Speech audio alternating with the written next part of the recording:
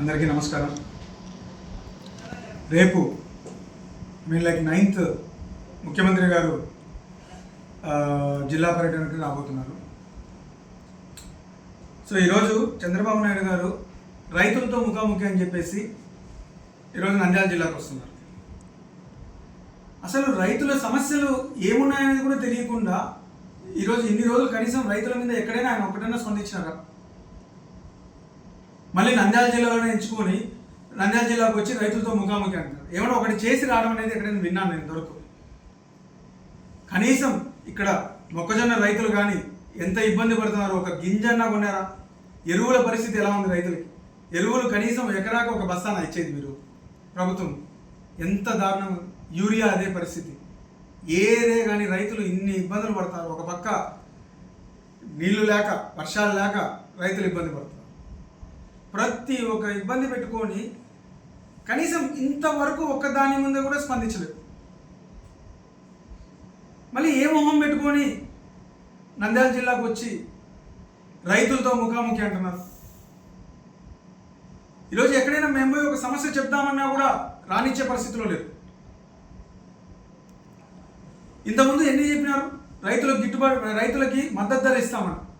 అది ఇవ్వకుండా అసలు మీకు ఏ అర్హత ఉంది ఇక్కడ రావడానికి? కనీసం రైతు పండించే ఒక్క మొక్కజొన్న కొనలేదు.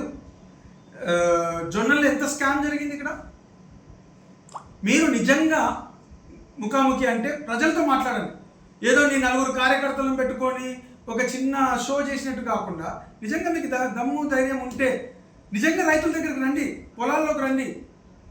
ఊరికే వచ్చి ఒక కళ్యాణంలో కూర్చొని నలుగురిని పిలిపించేసేసి రైతులతో ముఖాముఖి అని వినండి, నేను చెప్పింది వినండి అని చెప్పడం కాదండి. ఖచ్చితంగా వాళ్ళు చెప్పింది వినండి, వాళ్ళ బాధలు వినండి. ఇక్కడ పార్టీలతో సంబంధం లేదు. ఎందుకంటే రైతు అనేవాడు ముందు రైతు, తర్వాతనే పార్టీ ఎవరికైనా కానీ. ఈరోజు వాళ్ళ పడే ఇబ్బందులు ఎంత దారుణంగా ఉన్నాయంటే, ముఖ్యంగా మీ ప్రభుత్వం అధికారంలోకి వచ్చినాక ప్రతి ఒక్క దానికి రోడ్లు ఎక్కాల్సిన పరిస్థితి. ఎరువులు లేక ప్రతి ఒక్కటి ఇప్పుడే చెప్పిన, ఎరువులు లేవు, ఏమి మద్దతు ధర లేదు, ఏదీ లేదు. కనీసం మద్దతు ధర రేపు వస్తుంది అని చెప్పే భరోసా ఇచ్చే నాయకులు కూడా లేరు మనకు.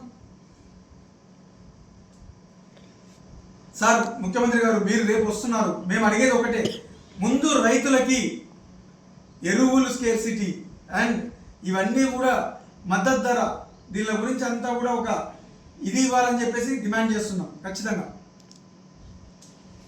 ప్రస్తుతం అహోబిలం